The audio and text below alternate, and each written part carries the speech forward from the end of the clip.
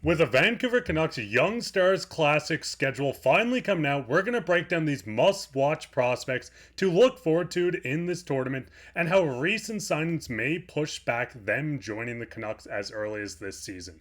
We'll get into that later on this episode. Before we start, I just want to give a huge shout out to the almost 4,100 of you guys. Griffin was gone and I promised him we'll get to 4,000, which we did. So with Griffin back, let's get this to 4,500 in the next week or two.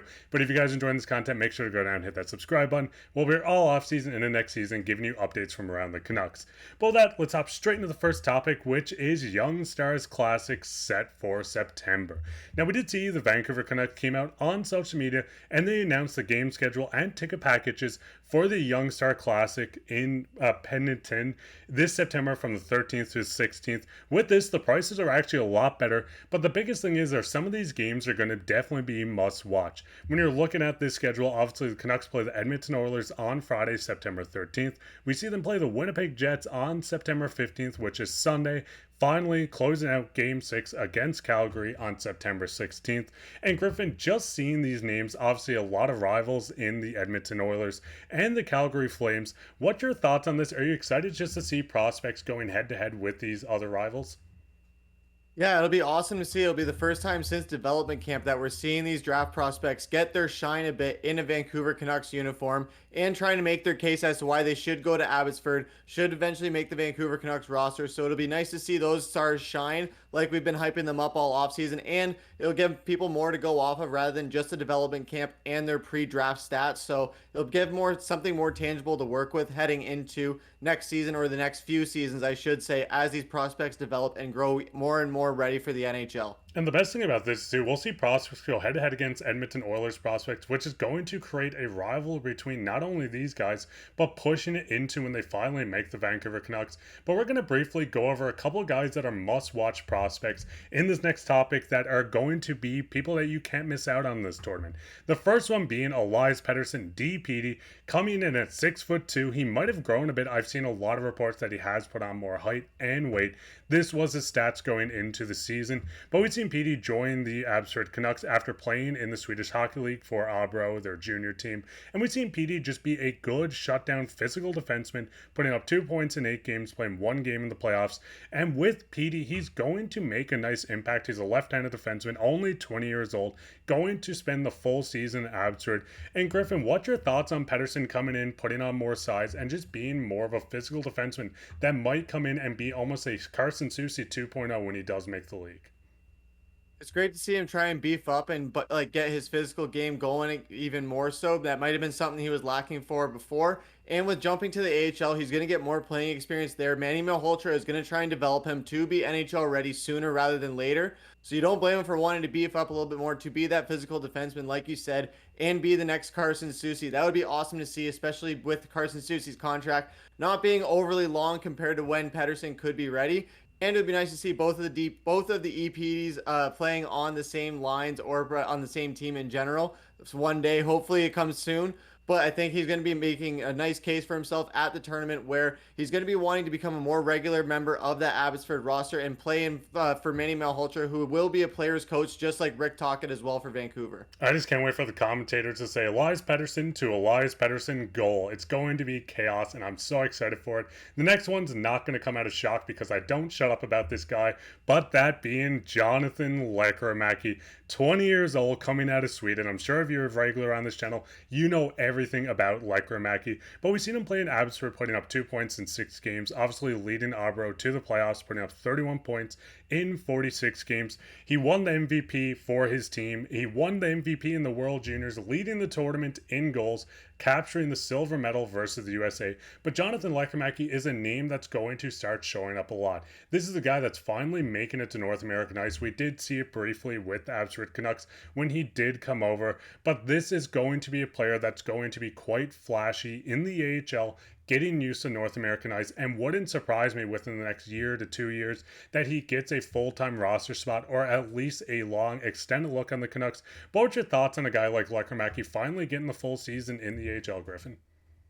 I'm really happy for you to be able to see your boy shine on the international stage, or sorry, with the NHL stages, as well as shining on the international stage, like we've seen him do. He's making great things happen when he's on the ice, and he's going to be like DPD, where he's going to try and play his heart out to get that roster spot on Abbotsford, so he's back in Vancouver, so he's in Vancouver sooner than later, especially when given the amount of production he's put up with Arbro in the Swedish league and on the international level. I think he's someone who wants to be one of those playmakers no matter what level he's playing at. And especially when he gets to the NHL, I think he's going to be one of those playmakers that we're talking about for years to come as well. I know you're very high on him. I'm high on him as well. He's like another draft pick that Vancouver had this year where we're both really high on him and we want nothing but the best for these guys. And the biggest thing is we're seeing a lot of these guys. A guy like Jonathan Lekkerimaki, who was obviously drafted in the first round. A guy like DPD that was taken in the third round that's looking like a steal. And this gets into another third round pick in Sawyer Mingo.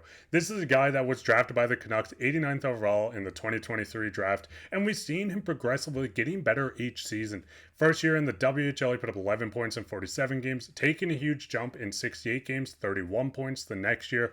And then finally, this past season in the WHL, getting more minutes, more ice time, more power play time, everything in between. 53 points, including 16 goals in 63 games. Mingo is going to be a guy that's going to come in, be great on Abbotsford in this next coming season. We did see him make one game with the Abbotsford Canucks in 2022, 2023, but having a 6'1", 180 pounds, a guy that can move the puck well, a guy that can score goals in the WHL. Hopefully this can translate to the big league. But what's your thoughts on getting, once again, another left-handed defenseman that seems like a bright spot for the Canucks that might shine during this tournament? Left-handed defensemen are something we're going to need in the future, especially given what we had to do this past offseason. So developing one for the future is definitely a great move by the Canucks. We've seen it work with Quinn Hughes in the past. And I think while Mingo doesn't maybe not have that potential yet, I think he'll be something to develop as well in Abbotsford with Manny Malhotra. And given how improving his stats were in the WHL by each season, getting that WHL championship as well. So he's continued to produce, and his penalty minutes seem to go up a little bit. So that might have to be a discipline thing that he has to work on. But that does mean that he's getting physical, he's getting in there, he's ruffling feathers. That's something the Vancouver Canucks need, and hopefully him being from Kamloops gives him a hometown chip on his shoulder that just propels him through Abbotsford, makes that roster, and then eventually gets onto the Vancouver Canucks like all these prospects that we want to see in the NHL. The Canucks have so many prospects, and it really does kind of lead into, does the recent signings push these players back? Now, obviously, the Canucks went out and signed quite a few defensemen. They signed quite a few wingers. They brought Daniel Sprong in just a few days ago.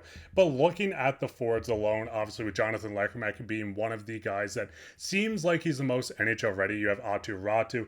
Amon's a guy that's not playing. Podkolzin's a guy that's not playing. PDG is not even on this list. But Griffen, with Allvin, with Rutherford going out and picking up multiple pieces, do you think this might stunt the development, or do you think getting these guys in, you have the extra piece of the PDG, Amon, Podkolzin, do you think having them as extras is going to be good for the Canucks, or do you want to see maybe a move going forward?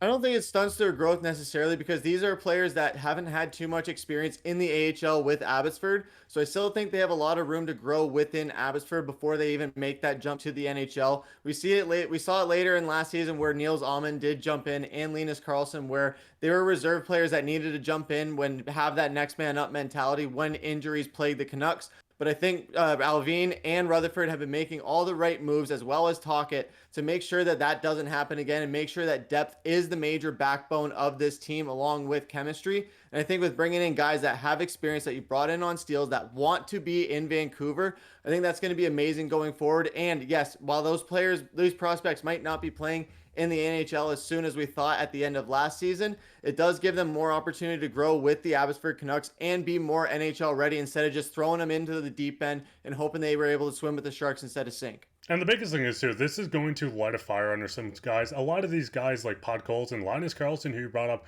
are going to want to make this lineup. This is going to push them to be even better, train harder, and show Tocchet that they do deserve to be within this team. What would you guys' thoughts on this? Are you excited for the showcase? What rookies are you looking forward to the most? What rookies are your favorite? Because I know everyone knows our favorites. But with that, we'll hop straight into everyone's favorite topic, which is comments of the day.